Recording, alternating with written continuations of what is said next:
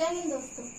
आज हम एक ऐसे शख्स के बारे में बात करने जा रहे हैं जिसने हमें बहुत मोटिवेट किया है, जिसने हमें बताया है कि जिंदगी में जीवन को लक्ष्य बनाकर जिया जाए तो जिंदगी मुश्किल घड़ियों में भी आसान हो जाती है।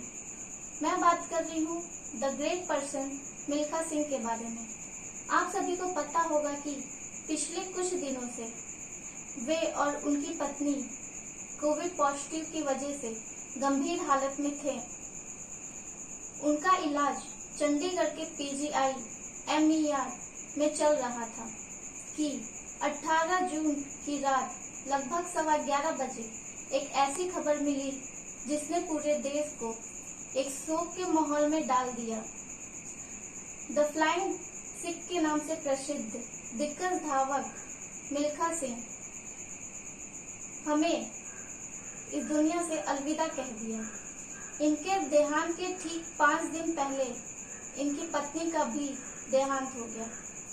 आइए हम जानते हैं कि ऐसे संघर्ष भरे जिंदगी में, ऐसे संघर्ष भरे जीवन में कैसे इन्होंने अपने आप को उबारा और हमारे लिए प्रेरणा के स्रोत बने। मिल्खा सिंह का जन्म एक सिख परिवार में 20 नवंबर 1929 को अविभाजित भारत के गोविंदपुरा में हुआ था, जो अब पाकिस्तान के पंजाब प्रांत में है। मिल्खा सिंह अपने माता पिता की 15 संतानों में से एक थे। भारत विभाजन के बाद हुए दंगे में इन्होंने अपने माता पिता और भाई बहनों को खो दिया था। फिर वे शरणार्थी बनके ट्रेन के द्वारा पाकिस्तान से भारत आए थे। ऐसे भयानक बचपन के बाद उन्होंने अपने जीवन में कुछ कर गुजरने की ठानी। यह बचपन से ही सेना में भर्ती होना चाहते थे और इसकी कोशिश किया करते थे कि वे सेना में जल्दी भर्ती हों। अंततः वर्ष 1952 में वह सेना की इलेक्ट्रिक मैकेनिकल इंजीनियरिंग शाखा में शामिल हो गए। सशस्त्र बल के कोच हविलदार गुरुदेव सिंह ने उन्हें दौड़ रेस में भाग लेने के लिए प्रेरित किया था। तब से वह अपनी कड़ी मेहनत के बदौलत 1956 में हुए पटियाला में राष्ट्रीय खेलों के समय सुर्खियों में आए थे।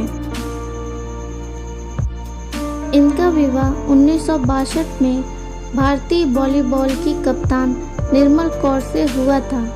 इनकी 3 बेटियां और एक बेटा है।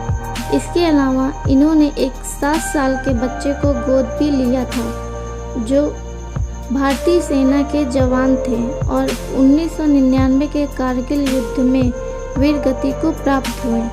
इनकी उपलब्धियों के बारे में बात किया जाए तो 1958 के एशियाई खेलों में 200 की 400 मीटर की दौड़ में उन्होंने स्वर्ण पदक जीता। 1958 में ही उन्होंने राष्ट्रमंडल खेल में फिर स्वर्ण पदक जीता। फिर उन्हें 1959 में पद्मश्री पुरस्कार से पुरस्कृत किया गया। 1962 के एशियाई खेलों की 400 मीटर की दौड़ में उन्होंने फिर से स्वर्ण पदक जीता। 1962 के ही एशियाई खेल में उन्होंने 4 गुड़ते 400 रिले में इन्होंने फिर से स्वर्ण पदक जीता। फिर यह 1964 के कलकत्ता राष्ट्रीय खेल में रजत पदक को अपने नाम किया। 1958 के कॉमनवेल्थ गेम में स्वर्ण पदक जीतने के बाद उन्हें पूरा विश्व जानने लगा था। इसी बीच उन्हें पाकिस्तान में दौड़ने का न्योता भी मिला, लेकिन वे बचपन में हुए भयानक घटनाओं की वजह से वे वहां जाने से हिचक रहे थे। परंतु राजनीतिक उथल-पुथल के डर से उन्होंने यह न्योता को स्वीकार कर लिया। दौड़ में उन्होंने पाकिस्तान के मशहूर धावक और एशिया का तूफान कहे जाने वाले अब्दुल खालिक को आसानी से हरा दिया। इनके प्रदर्शन से मुस्लिम दर्शक इतने प्रभावित हुए कि वहां की महिलाएं भी उन्हें देखने के लिए अपने नकाब उतार लिए। इनकी प्रदर्शन से प्रभावित होकर वहां के राष्ट्रपति आयूब खान ने उन्हें द फ्लाइंग सिख की उपाधि दे दी। तब से उन्हें फ्लाइंग सिख के नाम से भी जाना जाने लगा। ऐसे ही संघर्ष करते हुए इन्होंने अपने जीवन काल में कुल 80 रेसों में से 77 रेस को जीता।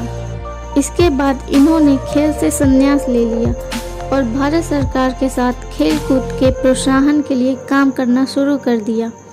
2013 में निर्माता, निर्देशक और लेखक राकेश ओम प्रकाश मेहरा ने इन पर बहुचर्चित फिल्म भाग मिल्खा भाग बनाई। 2014 में 30 नवंबर को हुए 10 किलोमीटर के जियो मैराथन 2014 को झंडा दिखाकर खिलाड़ियों को रवाना किया। ऐसे ही फ्लाइंग सिख के नाम से प्रसिद्ध मिल्खा सिंह अपने आखिरी समय में भी जीवन से संघर्ष करते हुए चंडीगढ़ के PGI MER में अपनी आखिरी सांसें ली।